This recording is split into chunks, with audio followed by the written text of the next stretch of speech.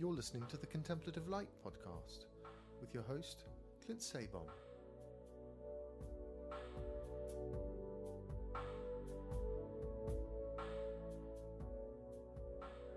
Hey, and welcome to the Contemplative Light podcast. I'm your host, Clint Sabom.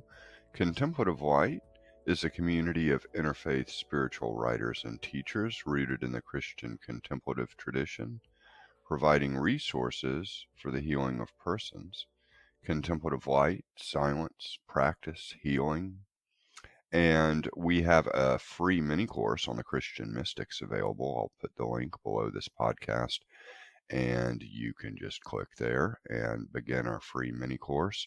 And to be totally transparent, we do ask if you want to buy our full course at the end of the mini course, but you don't have to buy the full course to get the mini course. You can just get the mini course and get it for free, enjoy it or not enjoy it, and then disappear, do something else, and never think about us again. That's perfectly okay too. So on this episode, I had a great conversation with Stuart Higginbotham, and I want to read his bio because in the actual interview, Stuart and I just kind of start talking casually. We were talking off air, and then the interview starts, and we just kind of keep the conversation going. So I'm going to read his bio really briefly, just so you'll have some background.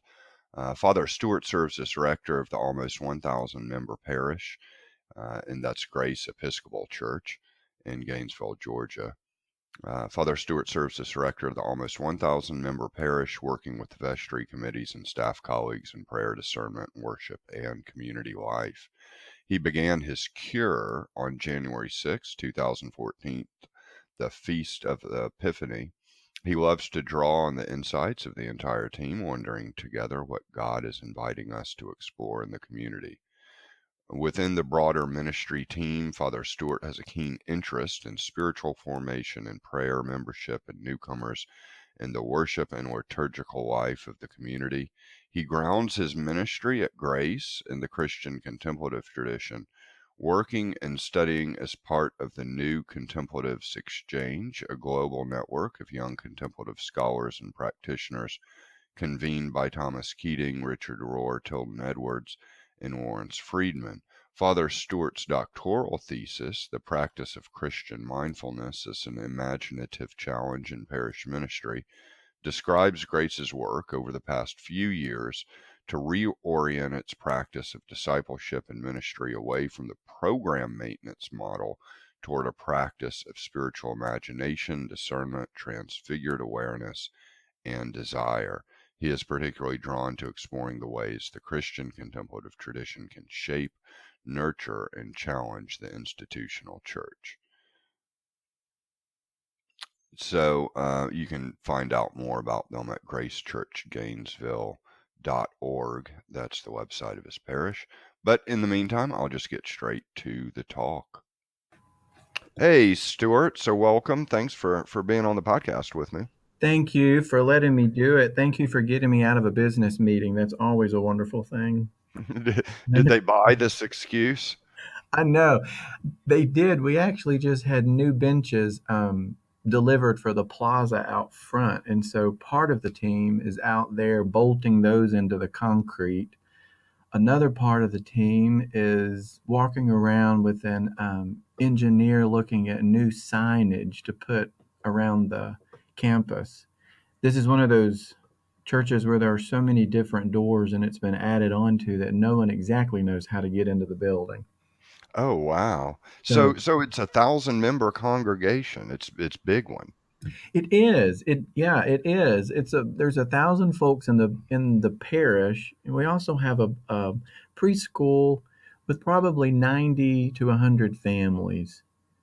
So, if you add up all of the families, the children, and the folks in the parish, the entire community is probably like 13 to 1,400 people. Wild. And you're the head rector and you're trying to like make things contemplative? Like how contemplative It's can an you get? interesting, so, when I first, I'm finishing my fifth year. So when I first came, I was only 34. Hmm. Um, I'm pushing 40 now, so it's all downhill from here.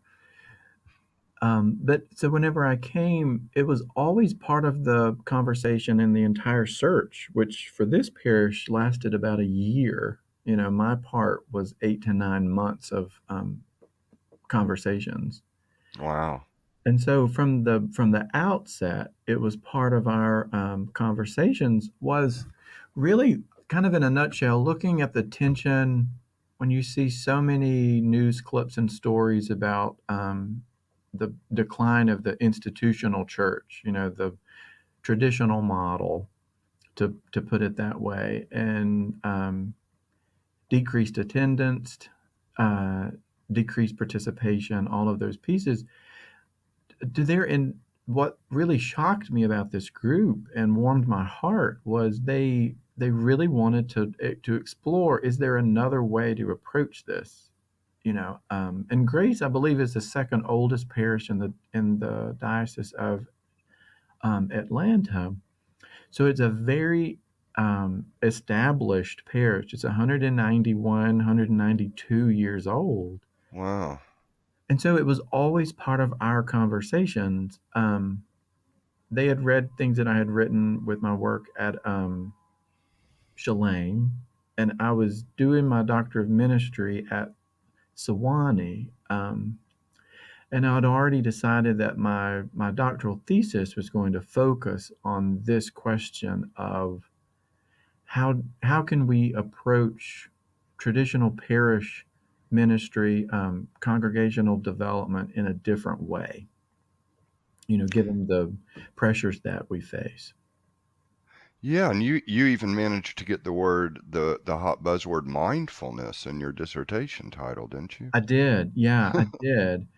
Um, with that was with two incredible people, Julia Gata, who's a pastoral theology professor at the School of Theology, and Martin Smith was my second reader, the great English priest who moved over to the States with the Society of St. John the Evangelist. So working with the two of them, we noticed this trend that so many people, look east, to put it that way.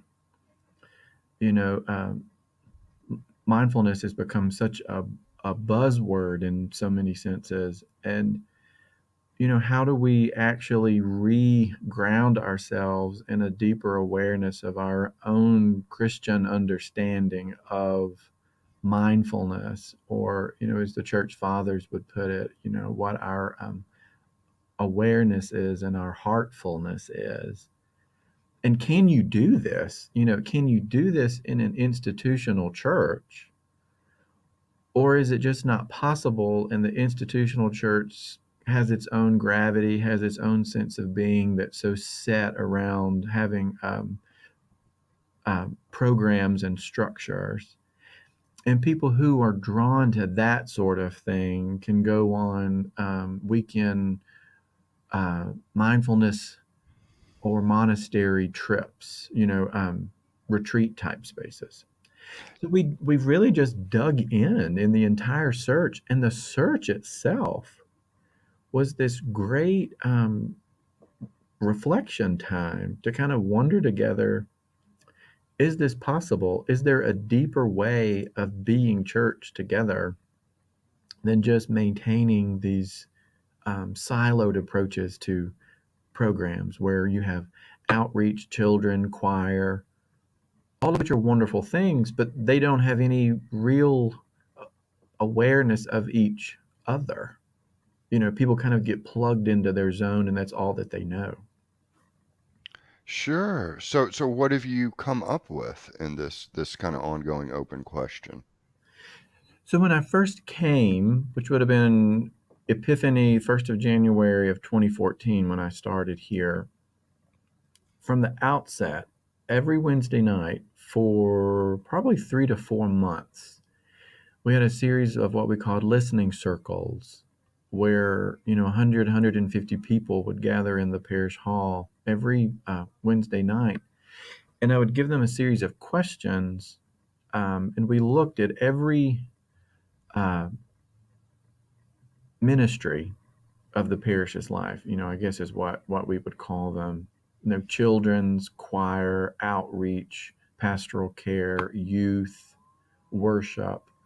And I asked them to write down in small groups what their most meaningful experiences had been. And I kind of, my role with that was to kind of put healthy boundaries up and say, if you use this time to vent or just to, blatantly complain, we won't carry that forward. But if you take a risk and actually open up your heart and share with each other what the most meaningful spaces have been for you, we're going to compile those and see if we can't discern an image of where the Spirit is really at work in the life of this parish. So we did this over 4 months and compiled this enormous binder full of stories. And it became really clear. It was a fascinating thing. So I worked with a small group, and we would dig through them, read them out loud, close our eyes really and just sit and listen at what all of the people in the parish had shared.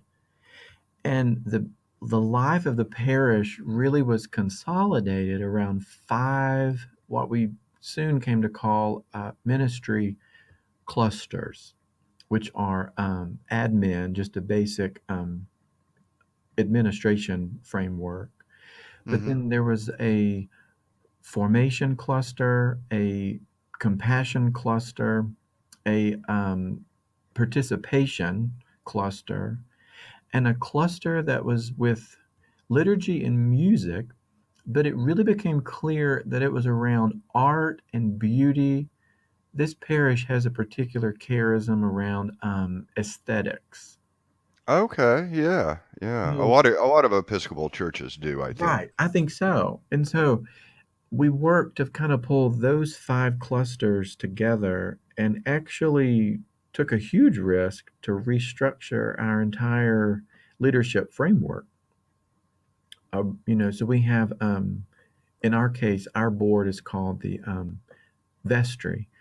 So the vestry and the staff are organized and actually collaborate together in each of those 5 ministry clusters, which has been such a fruitful way to approach this, where they share stories, they listen deeply, and they really learn to trust not only each other, but really trust that the Spirit really is alive and at work. And it's just been a beautiful thing. So then enter contemplative spirituality. Is Mhm. that something that spreads across all clusters, or is that something that's maybe more concentrated in some clusters, like formation, for example? So it spreads through all of them. And the way that we approached it was around the practice of listening. That what does it mean to listen? So over the past 5 years, then we've had a series of workshops, colleagues to come in and really explore dynamics of listening, of trust, wonder, curiosity. In a parish this old, that mindset of we've always done it this way, in our case, actually pushes 2 centuries. And so there's a lot of gravity toward really maintaining things the way that they have been. And so that's been this, contemplative posture, to put it that way, is around how do you actually open up your heart, lean in, and be vulnerable enough to wonder if there's a deeper way of actually living and being together as a parish. Yeah, so just at the outset, I mean, would you say that just in a kind of temperature check kind of way of the congregation, the vast majority are open to this thing called contemplative, or there a good amount that are like, I don't really get this. This is a little too different, or I don't really see the point.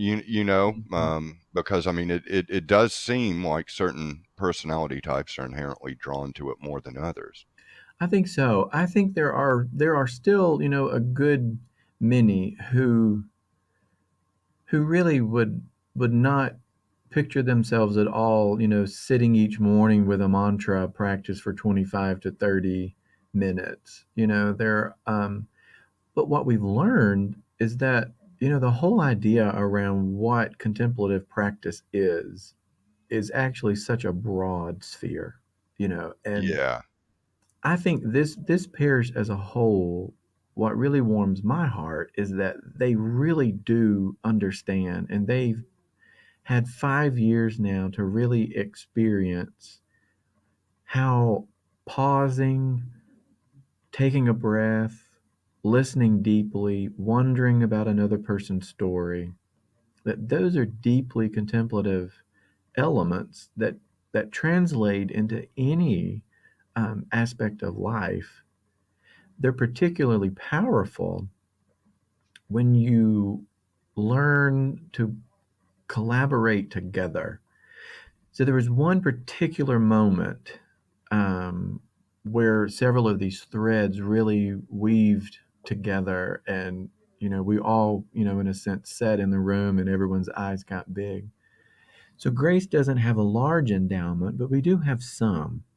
And part of the endowment was kind of geared toward outreach, and part of the endowment was geared toward building upkeep, and part of the endowment was really left up to the endowment committee to really discern how best to use it each year.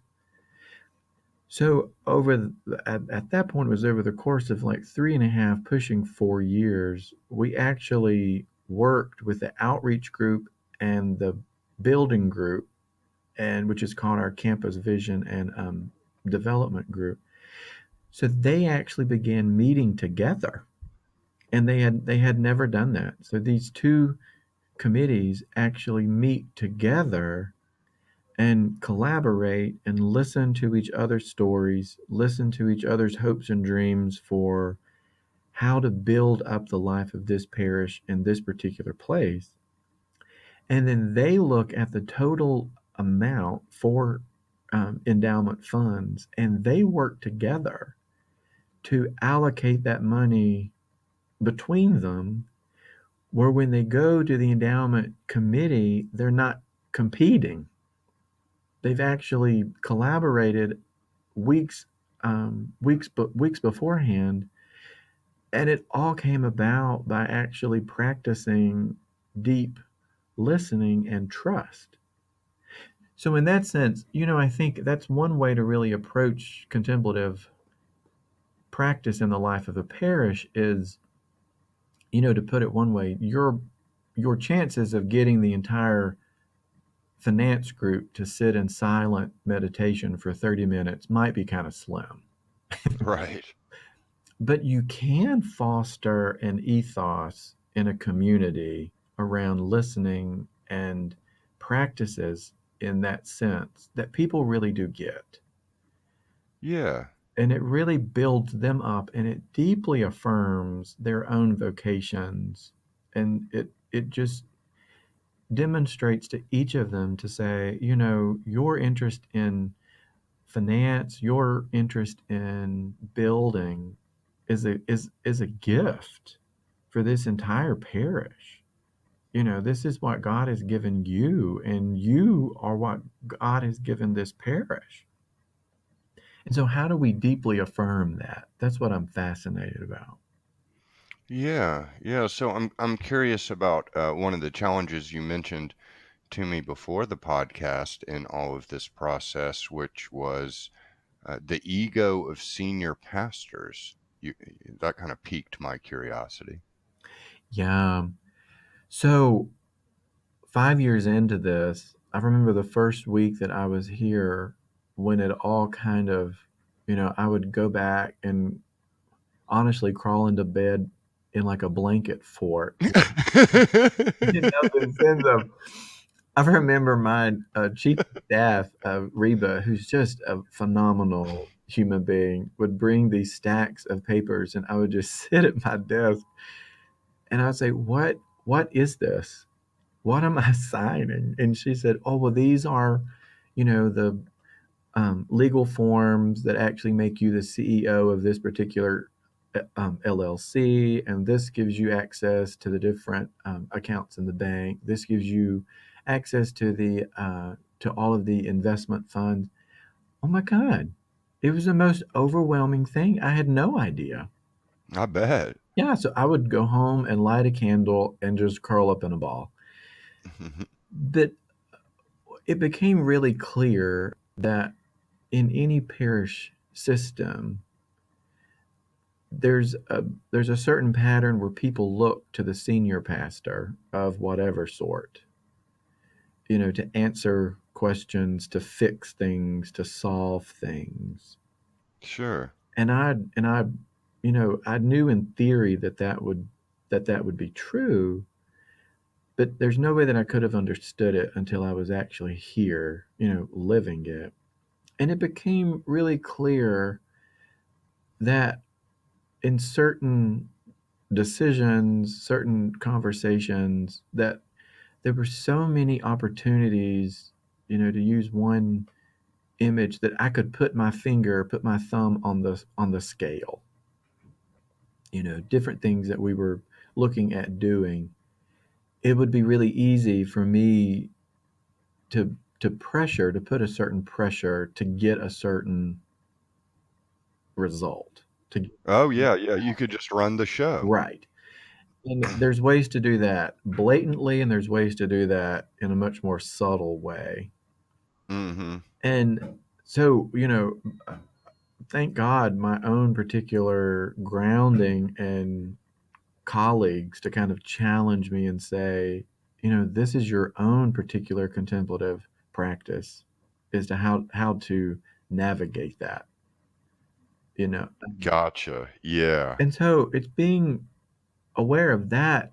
So listening to colleagues around the diocese and around town, who say when they go into a meeting that they never go into a meeting when they don't know what they want to come out of it, Mm-hmm. which I really do understand. That's actually for me a really contemplative space. And, to say, I really do know what I want to come out of this. And that's my challenge. That's my particular rub, to put it that way, is, am I willing to yield? Am I willing to yield my ego to stop my grasping, and trust this group, that God is present in the life of this group? And that's what is important.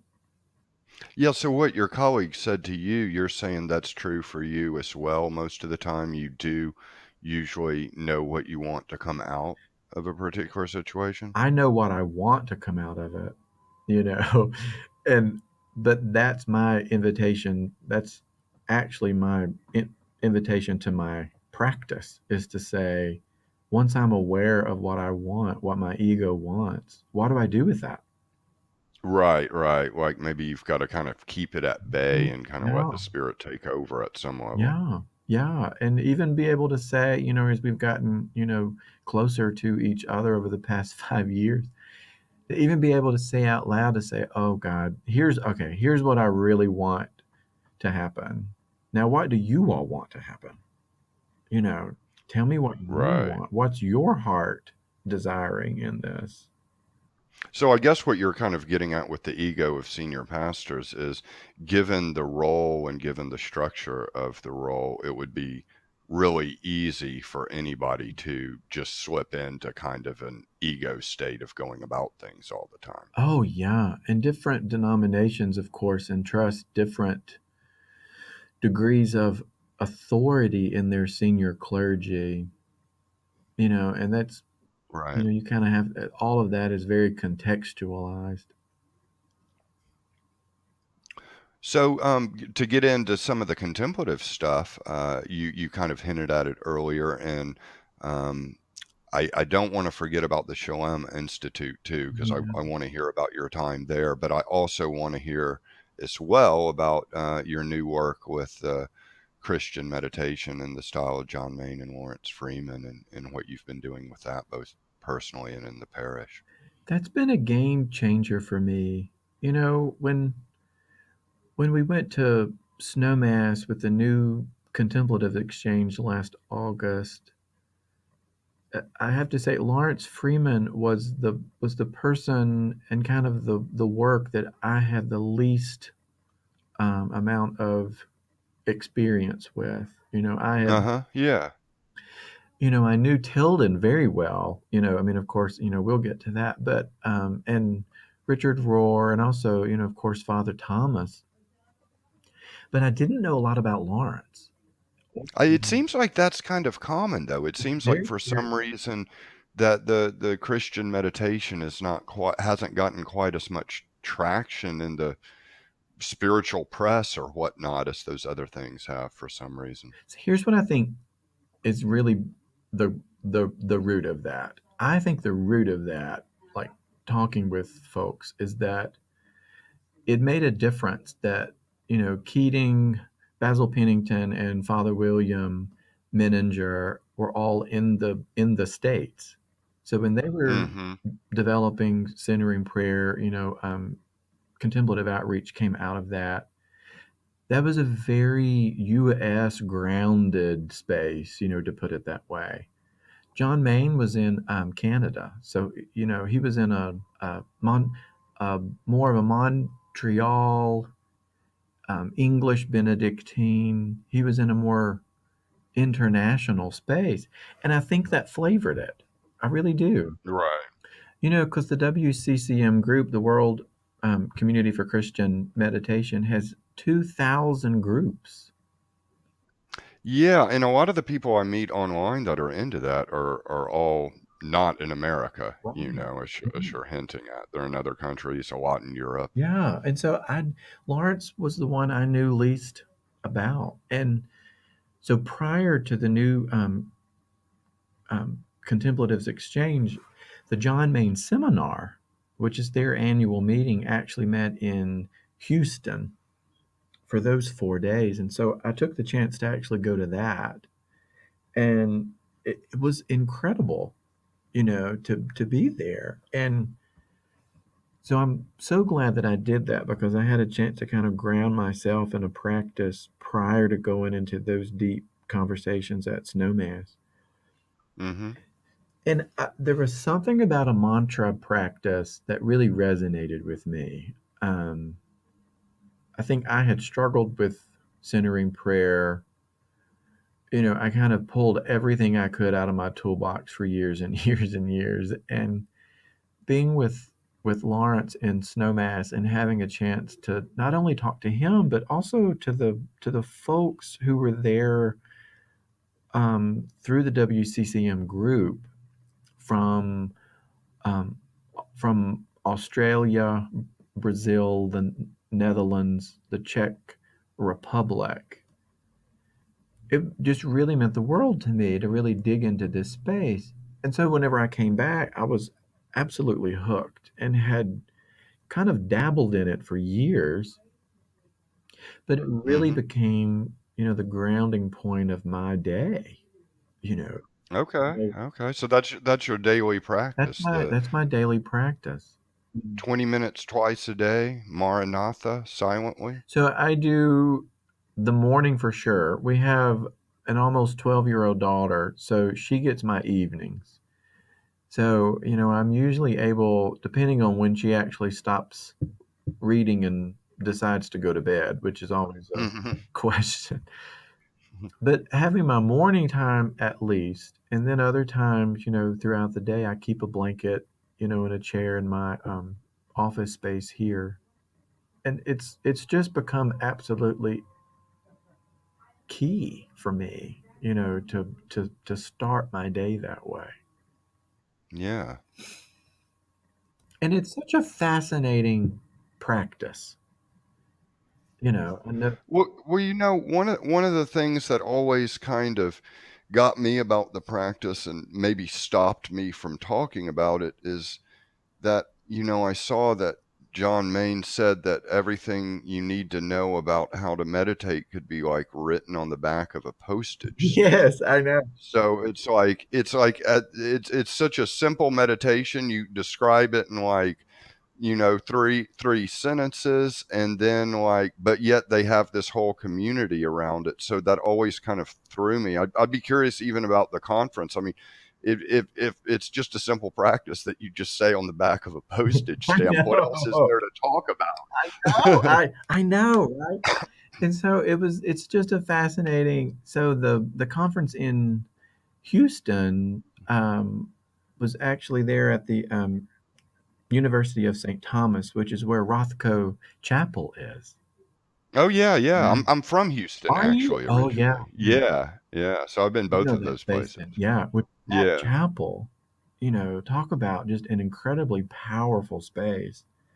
And it's so stark and it's so simple that it actually really lent itself well to a conference on a stark and simple contemplative practice.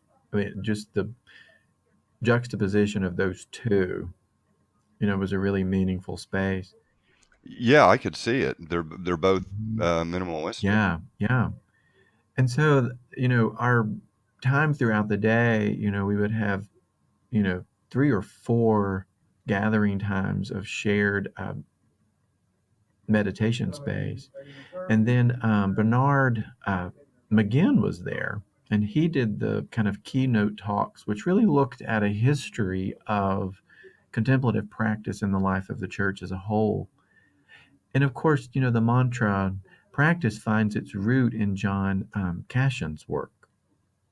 Mm-hmm. So it was really great to have, McGinn there to kind of remind us all of, Cashin's roots, to put it that way, which he says in the conferences, to hold on to this simple formula, and the one that he gives is, "O Lord, O God, come to my rescue. O Lord, make haste to help us."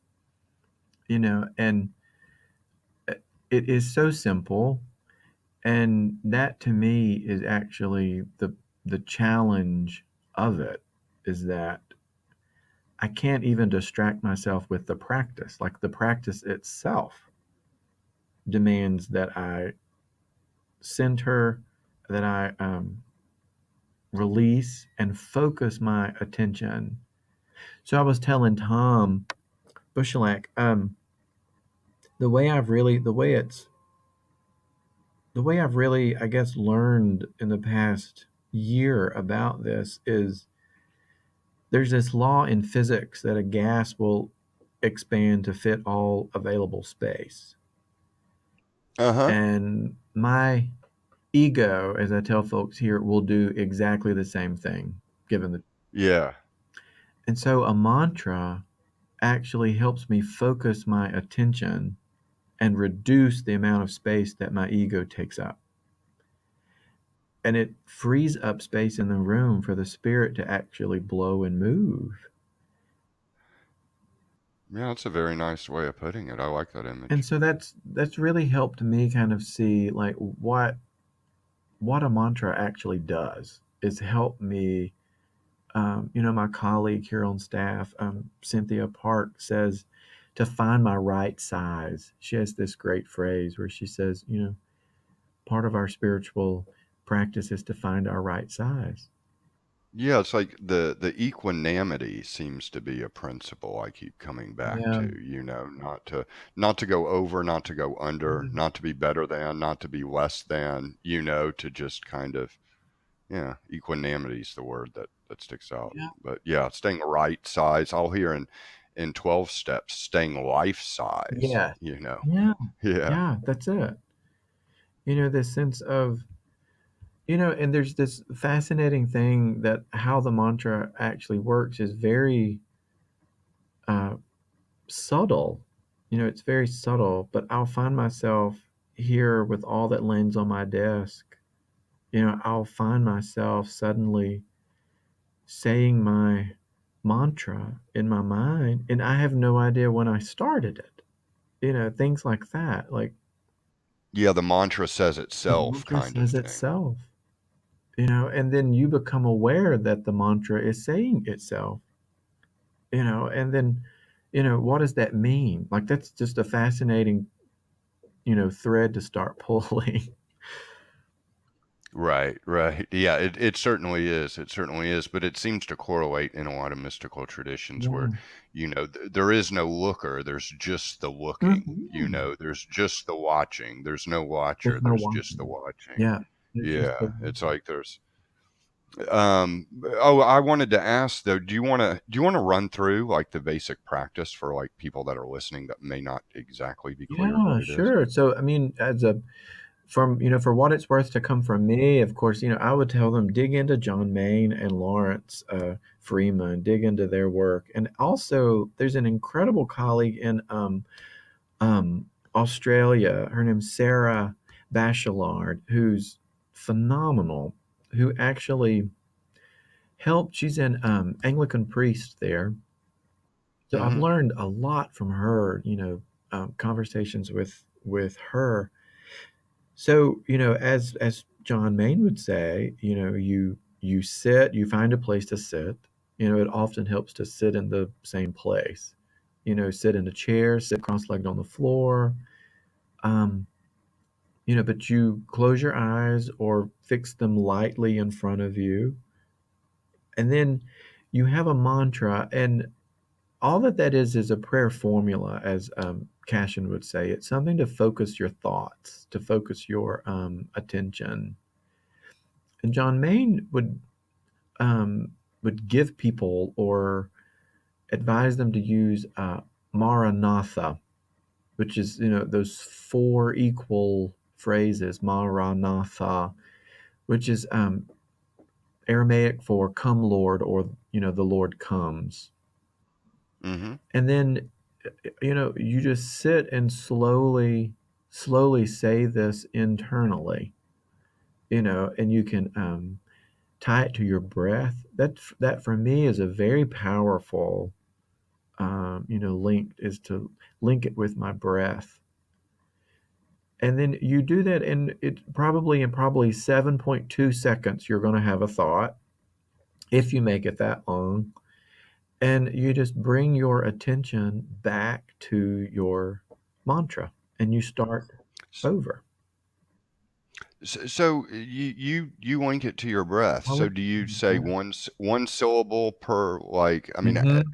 break down the So sequence. I started with Maranatha, and then something strange happened to me because of different things going on in my life. Another phrase swirled its way in for me, and I kept trying to push it out, but it would come back, which was Amma.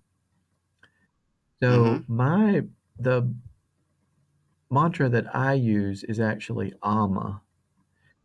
And so Okay. I link it to my breath. So on an inhale, I do and then on an exhale, I do Ma. If you're Okay. doing Maranatha, to use that one, you would, inhale Ma, exhale Ra, inhale Na, exhale Tha. Okay. Okay. Now, is that recommended to do it that way, or is that just kind of one option? It's just one option. It is. Some folks do and some folks don't. Some folks find it really meaningful to link it with their breath as a really, it's a way to link it to their bodies. So much of Mm-hmm. our practice can become cerebral or rational. Just kind of between our eyes and above our ears. So by tying it to your breath, it actually helps you actually embody the practice itself. Sure, sure. I guess imagining myself doing it that way, and I have tried doing it that Mhm. way. The block I would get into is at that point it would become more about the breath than the mantra. Oh, well, see, here's the fascinating, and this goes back to something that Father Thomas told us at Snow Mass. So when Mm-hmm. we met with Father Thomas, we were talking about, we asked him, we said, have you been surprised that centering prayer has grown the way that it has grown? And he said, well, yes and no. Yes, in the sense that, for us to be a part of that, for him to be a part of that, and his own humility to be able to say, what I've been able to help kind of offer to that. But he said, no, in the sense of people really do crave a practice. And there's something in us that wants a discipline. It Yeah, needs I agree. one. And it's such a universal phenomenon, but so he told us, he said, now that, 35, 40 years into centering prayer, he said, people become so fixated on the proper use of this word and having the perfect word, like the special word, you know. And he said, but the Right. trick is you don't even have to use a word. Of He course. said Yeah. it's some sign, some symbol that's an intention, and he even said, it's as simple as your breath. And your breath is always there, you know. So I think, people in the Christian meditation practice would say, I believe Lawrence would say, um, focusing on your mantra is what's important, because what it's doing is actually narrowing down your ego's focus.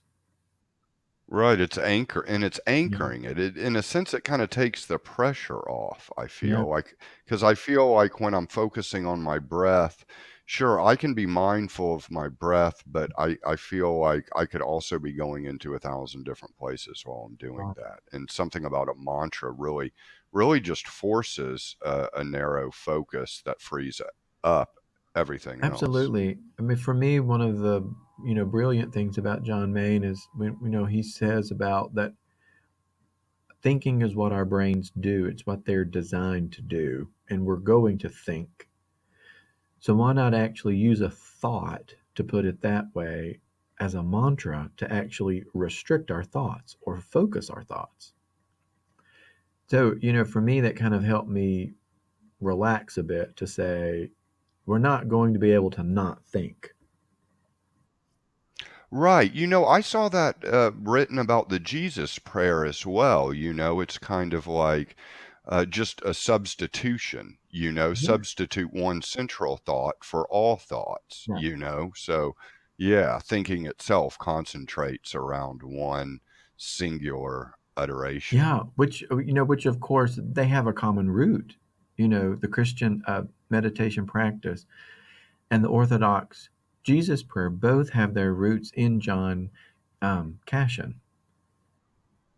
Yeah, that's right. Why don't you say more about that? Because I've always had my suspicions about John Main. I mean, I hate to criticize him in the least, but maybe it's more of a criticism of the church because I know he had some tension there. But there's a part of me that always thought, wow, he's really digging into Cashin's Mhm. conferences and really just kind of trying to stretch this mantra into the Christian tradition. Right. Like was it really there? I mean, that's an interesting question. I'm not a scholar on the No, Desert it was Fathers. there. So I happened right here, just by chance. I have my copy of the conferences. All So right. it so it actually is there. So it was this curious moment to hear Lawrence talk about John Main. He was an English diplomat and actually learned to meditate from a Hindu guru. Right, And right. something really clicked in him, to put it that way. So when he went back to England, joined the monastery, he he wanted to bring that practice with him. And like you said, the tensions there, of course, were, well, this is not a Christian thing to do. This is not how we pray as Christians. But of Right, course, right. whenever he dug into Cashin's work, he found that this key piece, in Conference 10, around saying that Cashin recognized that his monks needed a formula. You know, uh, I mean, in essence, for me, the way I understand it is, if we're going to think, and it's impossible not to think, then what does it do to turn one particular thought into a prayer? And kind of approach it that way. And I think that's what Cashin did, was to say, we're going to look at this particular dynamic of human existence and actually reground it in a prayerful posture. And so that's why he gave them, come to my help, O God, Lord, hurry to my um, rescue, which is from Psalm 69. Mm-hmm. So that very much is where the, Orthodox tradition carry that forward into the Jesus prayer, of course, with the, Philokalia, and with other texts, through that particular school. In the Western Church, we lost it. We really lost it, and it just faded back. And you had little glimpses of it, that great legendary story of Father William Menninger finding the dusty copy of The Cloud of Unknowing in the monastery library, and Right. dusting it off and finding, even there in the, in the cloud around this word, it says, bundle up all of your intentions and your prayerfulness, bundle it up into one word. So we have this thread that goes all the way from the fourth century to the 14th. And I think what John Main did was, in a sense, what the Western Church was given a chance to do is catch up to what the Eastern Church had never lost. Right. Yeah. So, there are such strong resonances between the two, because I think they do have a common parent. Yes, definitely. I'm curious just because I've done a few blog posts and a few YouTube videos on the Christian meditation Mhm. practice, or the Jesus prayer and the history, and especially with the mantra. I mean, I will get dozens, literally dozens of comments saying, this is not Christianity. This is not a mantra. Is not Christian. You are a heretic. False prophets. Like, I Oh, mean, there's some nasty there pushback. is. And, I always tell people, well, then call it a formula. Because Right. I do think that is part of it, was that I think the word mantra has a particular connotation that, it gives people a way out, or it gives them a door to criticize. So call it a formula, or Or call it a one call it a word one-word prayer. prayer. If the word Yeah. mantra is what wigs you out, then don't use it. The reason that John Main did is because, of course, he learned from a Hindu guru, and he didn't see anything overtly wrong with calling it a mantra. But Yeah. Another guy that comes to mind in all this is Bede Griffiths. I'm absolutely, not sure if yeah, you're familiar with him. absolutely. Yeah. And so, part of this suspicion, and this goes back to, part of our dynamic here in the parish is, I remember talking with Richard Rohr when we were in Snowmass, and he said, I think he thinks that people are kind of wired into two different camps, to put it that way, broadly speaking. And there's Okay. one camp where they're, and I think that, we have both of these poles or tendencies in us about different things.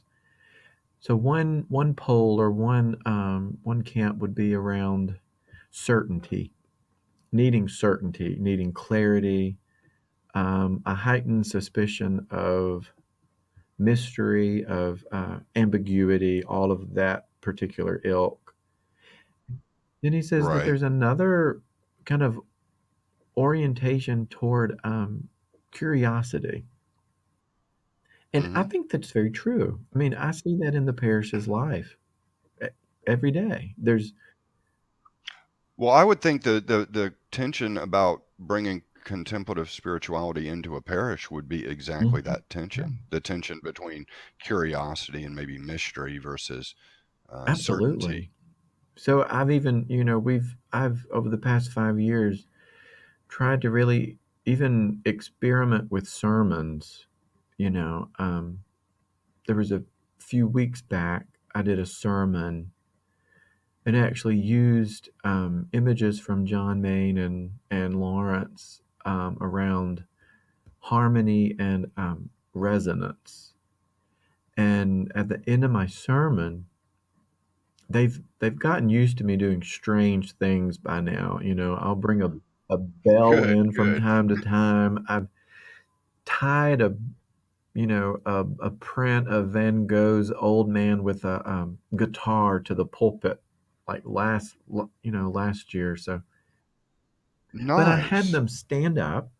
So we have two different services. The first service usually has around 70 to 80, and the second service will have 250 to 270, somewhere around in there. And so I had them Okay. stand up, and I actually walked out of the pulpit and turned my wireless mic on and just stood, on the chancel steps. And I said, I want you to close your eyes and just breathe. And so they did. And I said, now I want you to take your hand and place it on your heart and just feel your own heart beat. And think about when the last time is that you just took time to feel your own heartbeat. And so they all just stood there and felt their heartbeat. That's And great. then I really pushed them. I told them, I said, now I want you to all chant with me on this one tone. And so I just gave them a tone, and they all did it. Really? No No one one walked out at walked that out. I point? know no one just went and revved up their car and squealed their tire. But Right. so we just stood there, for a while. And I told them, I said, now chant louder, chant louder. And so the whole nave just filled up with this chant. And I said, now reflect on this in terms of how you feel the vibration of your neighbor resonating in you, and you feel your own heart, and you hear the sound and you can feel it resonate in your own chest. And so my point was with them, like, the risk that they took to do that was phenomenal. Yeah, I mean, that's incredible, man. Like the risk you took to do that is phenomenal. I mean, this is like And I, groundbreaking stuff, it and I told them, I sounds said, you like. took an enormous risk and you were curious. Like you were curious enough to take that risk and be vulnerable. And I said, I just think more and more that curiosity in that sense is such a spiritual gift that we need to cultivate. And, kind of delving into these rich contemplative spaces, it it helps people do it. And it really does have an impact on their everyday life, because if, I told one man, he came up and said, I can't believe I did that. And I said, I know. I said, now go back to that feeling of what that felt like to take that risk and be vulnerable. And the next time you're sitting with someone in your family or a friend and something comes up about politics or economics and you feel yourself clenching up and closing down, the the practice is to go back to that memory, I think, and know that you trusted enough to be curious and vulnerable then, and you can do it again. Like, you don't have to grasp and clench. but you can yield and be curious. And I think if we can do that more and more, that's where real transformation starts to take place within, whatever particular community that we're a part of. Yeah, yeah. I mean, absolutely. And I think that that's just so needed for everyone today, you know. I mean, when you said if you cannot grasp and clench, I mean, those are good words because it does seem like there's so much stuff coming at us all the time, everywhere, and it's just this almost like instinct of grasping and clenching, and it's It just is. It's just exhausting. exhausting. And, churches are notorious, I think, for shorthand, these phrases that we use. And, it just shuts conversation down. And, Oh, you mean like kind of yeah, religiousizing things rather than like really talking about right. process? Yeah. I've told him, I said, what does conservative mean? What does progressive mean? Who wouldn't want to progress? No. Right. And who wouldn't want to conserve? I said, Yeah, there you these go. Right. words that we use just as shorthand and as categories become so constrictive. Yeah, yeah, it's like we just want to just keep dividing reality up. Like let's cut it in two and then let's take that half and let's cut that in two and then, I just start chopping everything up in our I mind. know, and we have, we tell folks here in our sermons, they say, well, we don't want politics from the pulpit. And I said, well, here's the thing. What do you mean by that? What do I mean by that? Can we be curious about that? Can we agree that what no one wants is um, advocating any particular political party platform? No one wants that, and that's not, But Right. politics, by definition, is the life of the polis of the group of people. It's our common life. It's like economics. The root of the word is the care of the household. So these are deeply formative images and words. And how can we do this with a sense of curiosity and trust, and yield a little bit? I think that is such a challenge, but it's just so toxic right now. Yeah, yeah, it is, and it's really timely that you bring this up because later this week I've got an interview with two drafters of like a contemplative declaration called Barman Today that was done by students of the Living Oh, I School, yeah, and I I think heard about that. Yeah, have you heard about that? how Yeah, important. yeah. So yeah, it is important, and so I'm interviewing them, or two of the people that helped put it together, and then I'm also they also liked my voice, so they asked me to do an audio recording of the declaration and put it That's online that. somewhere. See, that's wonderful because I think part of what's happened in the church is that we become so complacent and comfortable. And one of the my particular stress points, as just a simple parish priest, is so much of the energy in a church goes to this club mentality. For the longest time, churches, and they still can be. They're just seen as clubs. I told them in my sermon on Sunday, it was my dreaded stewardship sermon.